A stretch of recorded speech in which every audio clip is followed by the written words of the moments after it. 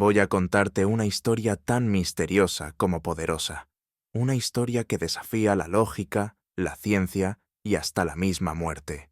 Un relato que, aunque aparece apenas en unas pocas líneas de la Biblia, ha hecho temblar la imaginación de generaciones enteras. La historia de un hombre que caminó con Dios y un día desapareció. No murió, no enfermó, no fue enterrado. Simplemente dejó de estar. Su nombre era Enoc, y si nunca lo habías escuchado, no te preocupes. Enoc no busca llamar la atención. No es como Moisés, con sus milagros y sus montañas sagradas. No es como Elías, con fuego bajando del cielo. Enoc es otra cosa.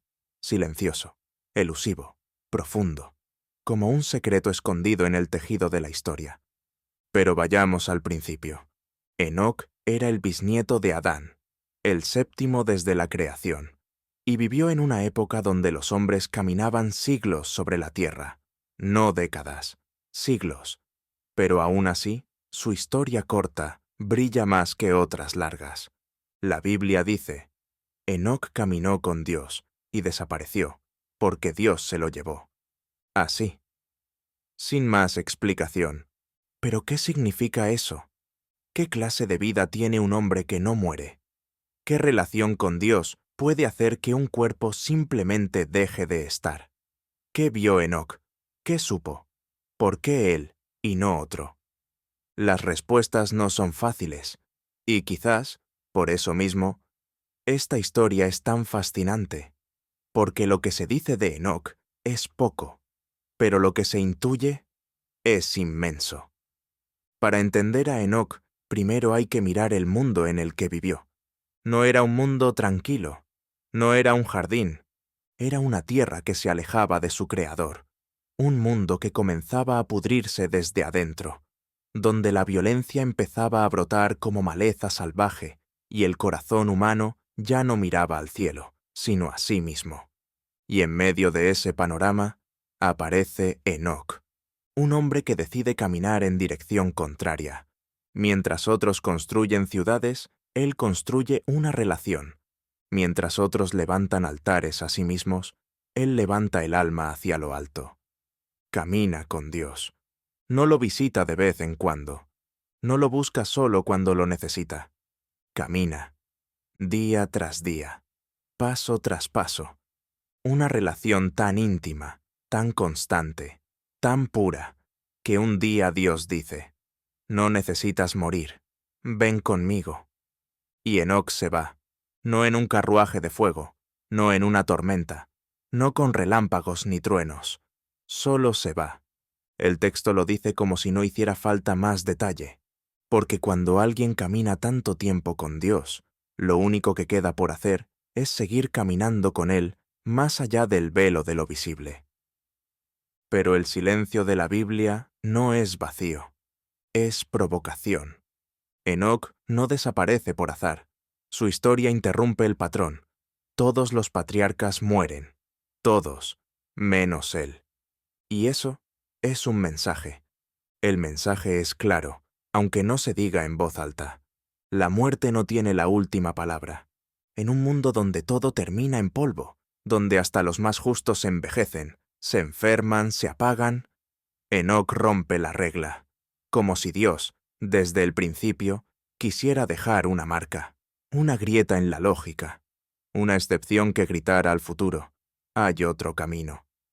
Pero eso no es todo, porque siglos más tarde, en una carta breve del Nuevo Testamento, el autor de Hebreos retoma a Enoc y agrega algo clave. Dice que Enoc fue trasladado para no ver muerte, y antes de ser trasladado, tuvo testimonio de haber agradado a Dios. No fue un capricho divino, no fue suerte, fue consecuencia. Enoc vivió de una forma que agradó a Dios, no por sus obras, no por milagros, sino por su fe, por confiar, por creer cuando nadie creía, por mirar hacia arriba en una época en que todos miraban hacia sí mismos. Y eso, según Hebreos, fue suficiente. La fe de Enoc fue tan real, tan pura, tan constante, que abrió una puerta que parecía cerrada. la de ser llevado al cielo sin morir. Y aquí, otra vez, el misterio se expande. Porque en la Biblia hay solo dos personas que viven esa experiencia, Enoc y Elías, ambos llevados, ambos vivos, ambos envueltos en un misterio que no se explica del todo. Pero hay algo más, algo que ha hecho a teólogos, estudiosos y místicos preguntarse durante siglos. ¿Realmente terminó ahí la historia de Enoc? ¿O hay algo más que no nos contaron? Porque lo cierto es que el nombre de Enoc no desaparece con su ascenso. Al contrario, empieza a aparecer en lugares inesperados. Fuera de la Biblia, en antiguos textos judíos que circulaban siglos antes de Cristo, hay un libro atribuido a él, el libro de Enoc. Un escrito fascinante, prohibido para algunos, sagrado para otros, que expande su historia hasta convertirlo en algo más que un patriarca, un profeta, un testigo de secretos celestiales. En ese libro, Enoc no solo es llevado al cielo, sino que recibe visiones, ángeles caídos, portales estelares, juicios venideros. Todo se le revela, y él escribe, y deja constancia, como si su vida fuera la antesala de algo mayor. El libro de Enoc fue tan influyente que incluso aparece citado en el Nuevo Testamento. En la carta de Judas se menciona una profecía suya. He aquí, el Señor viene con millares de sus santos. Sí, Judas está citando a Enoc, un hombre que, según el canon bíblico, dijo poco y vivió corto, pero que, según la tradición, fue testigo de lo invisible. Y eso abre una puerta inquietante. ¿Fue Enoc llevado solo para evitar la muerte? ¿O fue tomado para una misión? ¿Acaso sigue vivo en algún rincón del cielo, esperando su momento? Esa pregunta no es nueva. Durante siglos ha circulado una teoría tan antigua como misteriosa, que Enoc, junto a Elías, regresará al final de los tiempos. La idea no es descabellada. En el libro de Apocalipsis, capítulo 11, se menciona a dos testigos, dos profetas misteriosos que aparecerán en los últimos días, vestidos de cilicio, llenos de poder, capaces de cerrar el cielo para que no llueva, de convertir el agua en sangre, de lanzar plagas sobre la tierra cuantas veces quieran. Estos dos testigos profetizarán durante 1260 días, y luego serán asesinados. Sus cuerpos quedarán expuestos en la gran ciudad, pero al tercer día volverán a la vida. Y entonces una voz desde el cielo dirá: «Suban acá». Y subirán, vivos. Muchos se han preguntado, ¿quiénes son estos dos?